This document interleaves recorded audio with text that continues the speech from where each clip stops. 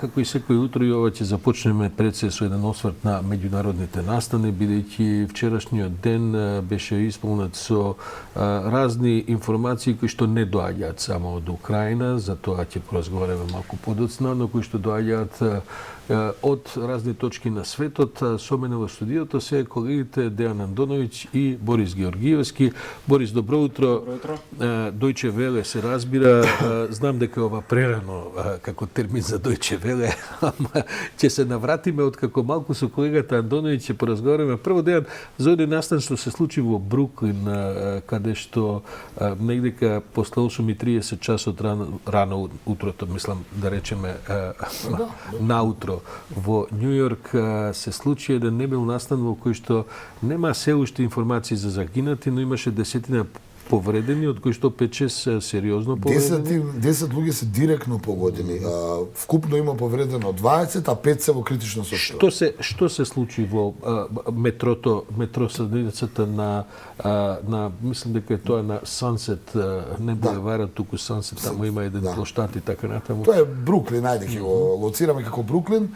Маскирано лице влегло во вагон на метро и почнало да пука врз луѓето кои биле таму, од чиста мира барем до сега, така барем вели полицијата. Повредени се 20 луѓе, од уствари 10 се директно застрелани, овие 5 се во критична состојба, а уште 10 месечини или 8, не знам, се повредени при онаа нели стампедо и страв што се случил. Човекот влегол, испукал 33 куршуми и исчезнал. Не се знаат мотивите, не се знаат причините, но, се извинувам, њујоршката полиција бара лице кое не е обвинето дека е убиецот, но дека може да ја даде информацијата кој е убиецот. Да, од оде што јас читав по изјавите на сведоците, тој прво ставил гас маска, па фрлил некако гасни бомби, односно некакви, па после па пукал и така натаму. Меѓутоа њујоршката полиција мислам дека излезе со изјава, ако добро сега веќе гледам мноштото вести, дека не се сомневаат на странски тероризам, туку дека тоа е она продолжување што го зборувавме јас и ти изминатата сезона, особено секојдневно се случува од засега неразјаснети причини, дали поради психичка лабилност, дали поради проблеми какви ли да имаат, од чиста мира се пука во недефинирани и цивилни цели.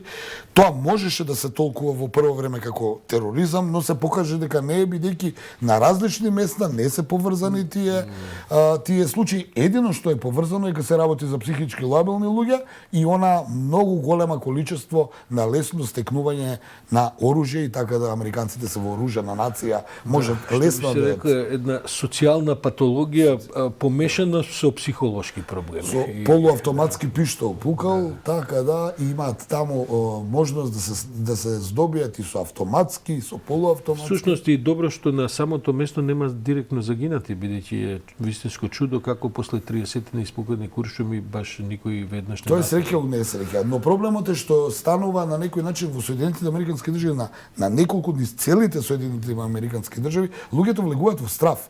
Да ти е страв да влезеш у метро. Така, мислам.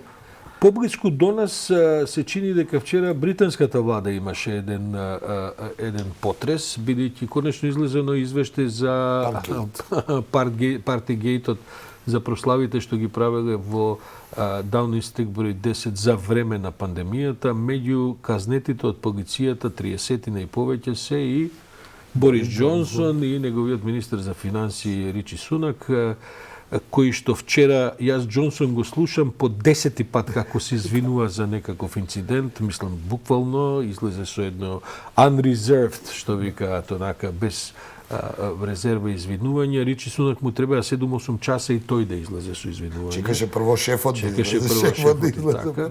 Мислам дека Дејан, не знам како е тоа впечаток, ми се чини дека ја преживеа таа тешка криза. Преживеа владата на Џонсон, и сега е веќе во онака во исчезнување. Готово, ова е само последицата, уште и кога излезе ова дека ја признава вината, некако јавноста отиде. Се чини дека ова сето што се случува со Украина, се избре, дури и ковидот го победи, а ќе потсетам Борис Џонсон пред неколку дена се шеташе низ улиците на Киев, што е уште еден, да кажеме, гест, прво голем државник, второ безбедностна закана и трето голема поддршка за Украина наспроти некои други држави од Европската унија кои па и немаат можност нивните државници се шетаат во Киев. Во Украина е се повеќе или помалку до таму дека што вчера ја оставивме ситуацијата на воен план, истите вести се повеќе или помалку околу оние фронтови што се навестуваат. Морам да излечам само една изјава, два настана се извинувам, околу хемиското оружје. Украина обвини дека Русија вчера употребила хемиско оружје, се дигна на голема помпа дека е хемиско оружје во Мариополј, нели, каде што се уште не успеваат да го освојат градот е 49 ден, што според мене е своевидно чудо како не успеаме. Са Мариополј на крај сам ќе се предаде, овие не може да влезат. Се морам така да кажам. Дека употребиле хемиско оружје. Се дигна голема помпа во светот, но сепак за волја на вистината и Пентагон и британските разузнавачи кои не информираат најдобро изминативе 49 дена, велат дека нема докази дека употребено хемиско оружје. Ми се чини дека имаше мала раштиманост во западната политика, бидејќи откако излезе веста дека употребиле хемиско оружје, Бајден излезе и го обвини Путин дека прави геноцид, што е една тешка изјава, за после сега да се ретерира дека сепак не е хемиско оружје, за волја на вистината.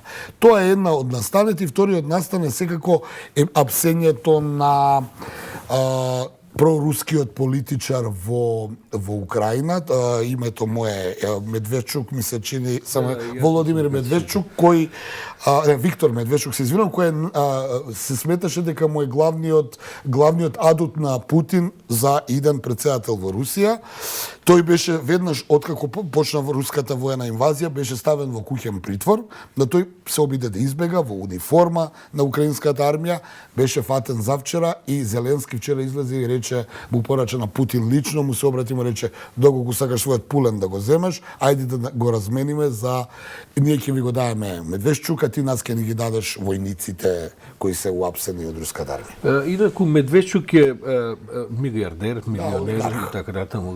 Тие се во кумовски врски, бидејќи мислам дека Путин му има крстено некој од децата и така натаму, а е обвинет и е ставен во притвор заради тоа што се сомничи дека перел пари со кои што финансирал отпорите во Донбас и во Луганск. За велепредавство му е обвинувањето. Да, и тој негдека како почне интервенцијата успеа да се изгуби од надзорот од куќниот притвор, па сега некате го уапсиле, наводно бил облечен во униформа воена на украинската армија. Добро ден, има ли уште нешто друго од светов што е дека во Шри-Ланка ситуацијата се падна владата во Пакистан, оно што го зборувавме. Добро, тоа се очекуваше сега. Да, но еве за волја на вистината мора, ако сме отворили една тема како велот новинарство, мора и да ја затвориме. Што се однесува до другиот дел од светот, тоа е уште во регионот се бранува јавноста околу набавката на на кинескиот противракетен систем од страна на Србија, нешто што е проблематично за Европа и за НАТО, бидејќи на никој не гледа која е сврхата на таков. Јас морам да кажам дека ги ја следиме веќе неколку години, би рекол, бидејќи ова не е само годинава и предходната. Вучич некако ја вооружува Србија со разноразни системи одбранбени, офанзивни, како и да се наречат и така. Се трошат прилично големи пари. Гледаме дека шара западно-источно се системи од набавка и на авиони има. Ама еве и Рафали наводно и Рафали ќе набави така натаму. Никому не му е баш точно јасно што ќе му е сето тоа. Особено со ракетниот систем, нели разговаравме. Да, во крајна линија Србија е буквално окружена од сите страни со земји на НАТО, освен Босна и Херцеговина, ако го исклучиме и Косово, кое што е под контрола на НАТО. Па и Босна е под контрола на НАТО. И тоа да речеме дека и таму и европски и така натаму. И сега не е јасно кој него би го нападнал, а и ако го нападне ова што е окружен, не знаеме што ќе му се, како ќе му искористат неколку системи за противавионско и така. Така што не знам што се коментарите во Србија. Па коментарите повеќе се политички овие гестови што се обидува да ги прави некакви патриотски. Таму нема воената јавност нивна да кажеме, не излегол ниеден, не сум видел ниеден офицер да искритикува или се у прашање, ние сме неутрална држава, мораме да се засилуваме бидејќи нели оставени сме сами на себе. Оној систем на Шведска во време на студената војна кога беа неутрални. Ја мислам дека сепак Вучич, што се вели со еден друг речник, тргува со влијание. Да, тргува со влијание, да. Кое што не мора да биде неопходно. Малце проруски систем е тоа негово тргување со влијание, што видовме дека не е само мускули да имаш, треба и тие да може да дигаат терет. Треба и нешто друго да се прави. Ќе видиме. Добро ден, благодарам. Борис Георгиевски, прво добро утро официјално. Добро утро уште еднаш официјално. Ова врзано со Украина, бидејќи еве ќе почнеме од таму.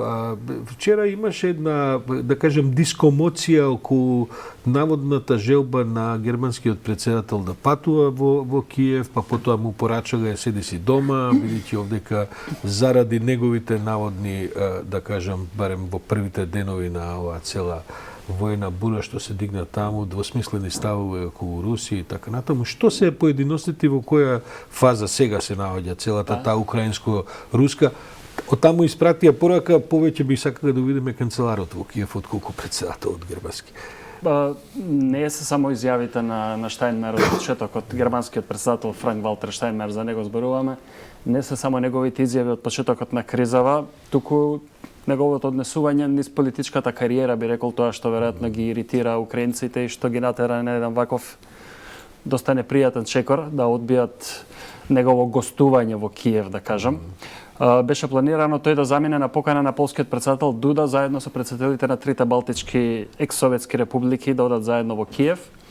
И како што е официјално потврдено, самиот Штајнмер кажа, од Киев му порачале дека е персона нон грата, нели, дека не е добре деден во нивната земја и во нивниот главен град.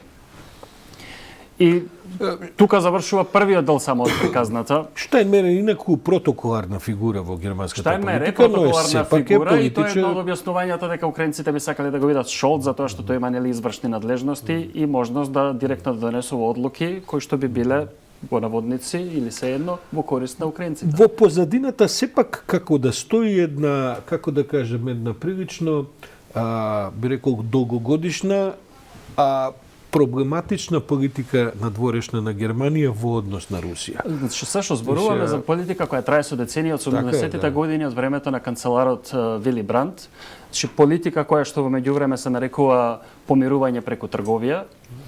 И тоа е основниот концепт на германската политика на помирување кон Русија, започната од Западна Германија во 70-тите години, која што во континуитет ја следеле сите канцелари германски влади, без разлика дали биле социјалдемократски или ги предводеле канцелари на ЦДУ, ЦСУ. Сакам да кажам, таа политика си води на еден голем континуитет и Меркел во изминатите 16 години и кусур колку што беше канцелар, исто така ја предводеше таа политика и таа политика на да ги купиме ресурсите од Русија за возврат ќе им дадеме пари со кои што они ќе развијат демократија, секако се покажа погрешна. И тоа го признава сега во меѓувреме и Штајнмер, малку доцна според многумина, и не само тој, него и многумина други германски политичари кои заглавија во тие. Таа не е зависна од партиите, мислам, Штајнмер, дали се социјалдемократи или се овие конзервативци и така натаму. Добро, до душа што е право, Германија си го оствари својот стратегиски сон да се обедини, тоа е нешто што не е мало достигнување, особено како најголемата губитничка страна после Втората светска војна. Затоа прашање е дали русите требаше да дозволат или во моментите кога се рушеше комунизмот и веројатно не беа ни прашани до крај што може да прават. Има различни теории на таа тема, значи колку русите биле прашани и какви договори биле постигнати апропо по обединувањето на Германија. Не се да се вратам на твоето прво прашање, значи факт е дека не зависи од идеологија оваа политика и условно речено десницата и левицата во Германија ја туркаат таа политика со децении, меѓутоа сега сите признаваат дека е погрешна. Инаку Штајнмер не отиде, значи нема да оди во Киев, меѓутоа вчера беа таму тројца пратеници во германскиот Бундестаг кои што се претседатели на водечки комисии за надворешни политики во германскиот парламент и од нив се добија еден попозитивен одиум, да речем, во врска со тие односи меѓу Германија и Украина. Борис, сека малку да те прашам и која е атмосферата во Германија, па конечно и во цела Европа, бидејќи ги следиме и јас и ти тие настани така натаму, после првиот круг на избори во Франција. Јас вчера се пошегував, ми беше професорот Ненад Марковиќ и поразговаравме на таа тема и со колегата Љупчо Поповски во понеделникот разговаравме дека Македонија може и да ги, како да кажем, да го заврши проблемот со Бугарија доколку во Франција победеле 5, бидејќи тогаш ние нема да имаме проблем со Европската унија, од Европската унија ќе ја снемува. Има проблем сама за себе. Какви се реакциите? Мислам дека олеснување првично, секако очекува втор круг за не помалку од 2 недели, 10 дена остана до 24 април. Така што првичните реакции со олеснување, мислам дека сите сметаат на тоа дека победата на Макрон е завршена работа. Не сум сигурен колку е така и самиот Макрон во победничкиот говор по првиот круг кажа дека уште не е до крај завршена работата и дека бројките се такви што покажуваат дека лоша кампања или некои чудни пресврти во самата кампања до следната недела можат да донесат неочекуван пресврт. Бидејќи се случи еден навистина, како да кажеме, една голема мобилизација на оваа популистичка левица и десница во Франција. Прв пат повеќе од половина од французите кои гласаа за радикални, екстремни дури во известен случај, нели со се десница. Тоа покажува еден голем степен на поларизација во француското општество, но истовремено она што ги карактеризира нивните председателски избори традиционално е дека таму се гласа за личности. Следуваат парламентарните избори во јуни, тогаш ќе се види која партија како. И тогаш се проценките дека овие системски партии во наводници, нели, старата социјалистите и конзервативците, можеби нема да однесат некои големи победи, меѓутоа нивните бројки ќе бидат далеку поповолни за нив. Каква е ситуацијата во Германија? Германија на крајот излегува сите овие години и заради претходната коалиција и сегашнава како една од, како да кажем, точките на стабилност во Европа. Има ли околу украинскава криза полемики кои се водат во германското општество, особено во политичката сцена? Гледаме дека министерката за надворешни работи е многу активна, таа е и можеби најактивната во смисла на притисоците кон Софија за изнаоѓање решение со овој македонско вето и така натаму. Што се случува на внатрешната политичка сцена? Генерално кажано, мислам дека Германија е една пресвртница и причината за таа пресвртница е секако војната во Украина и промената на незината политика генерална кон Русија, ова што зборевме на почетоков. Имам впечаток дека тој пресврт го туркаат токму овие помали партии. Апропо разговорот за системските партии во Франција, и јас имам впечаток дека големиве партии во Германија и СПД и ЦДУ некако се подзагубија, а носители на тие промени се овие помаливе, например Зелените преку Аналена Бербок, министерката за надворешни работи, па дури и либералите, кои што се трет коалицијски партнер во владата. Мислам дека и главните повици, апели и промените, притисокот за промени во однос на Украина доаѓаат од нив, во самата влада, па и во општеството. И тој пресврт секако најмногу е насочен, стравот е најмногу насочен во тој пресврт кон економијата, затоа што таа што турка нели земјата напред. И сега проблемот со овие енергенси, за кои што веќе сите многу добро знаеме. Вчера прочитав една изјава, ми се чини, на министрот за енергетика на Германија, дека состојбата со резервите е многу подобрена во однос на она што беше до пред војната и така натаму, но дека сепак ќе се оди на штедење и така натаму, бидејќи ако ова продолжи до некаков повеќе месечен недоглед, а не па и повеќе од тоа, дека идната есен зима може биде проблематична. Да, сега е пролет и сега веројатно имаат можност да ги наполнат тие резерви. Проблемот е делумно што Газпром беше собственик на најголемиот дел од тие капацитети сместувачки, нели, за енергенсите, посебно за гасот во Германија, па на некој начин минатата недела беше, не можам да кажам национализиран, меѓутоа превземен од државата на управување, од германската држава, затоа што тие силоси, тие магазини или како и да се викаат за чување на тие енергенси се беа во рацете на Газпром. Германија има проблем. Добрата вест е што е пролет сега, па барем за грејење и за други потреби не мора да се троши толку газ, меѓутоа целата економија зависна од рускиот газ и она што е уште поважно, зависна од руската нафта, затоа што најголемиот профит Русија го прави од нафтата, не од газот, од извозот. Најавите се дека ќе се ослободат од руската нафта до крајот на годинава. Тоа е веројатно можно. За рускиот газ ќе потреба малку повеќе веројатно. Ама тоа се во моментов, таква е состојбата и Борис, за крај, гледам веќе се појавуваат анализи, коментари, како да кажем, дури и критики, околу владењето на Меркел во однос на оваа ситуација со Русија. Сега и таја се прозива, ова што и самиот го кажуваш, дека таја продолжи политиката на, како да кажем, седење на неколку столчиња кога е во прашање западно, натовско, европската политика, но билатералата помеѓу Москва и Берлин и така натаму. Се тоа сериозни некакви преиспитувања, бидејќи Меркел не сретнав никаква изјава, ништо околу... Имаше неколку коментари од незиниот портпарол. Од незиниот портпарол. Од незиниот портпарол, да, и тие коментари беа минатата и предминатата недела најмногу како реакција на овие обвинувања што даѓа од Украина, од Зеленски, например, од претседателот Зеленски директно. Инаку да, во право си има преиспитување, но не само на Меркел. Меркел е во прв план, нели, затоа што 16 години беше канцелар. Меѓутоа преиспитување на многу политичари и на нивните политики во изминативе 20 па и 30 години. Што прави Шредер? Здрав, жив, уште е во Газпром? Шредер не знаеме што прави, повикува, да, уште е таму во тие, он е фактички шеф на Газпром и уште едно, го заборив сега името, на уште една руска државна компанија за газ и за други енергенси.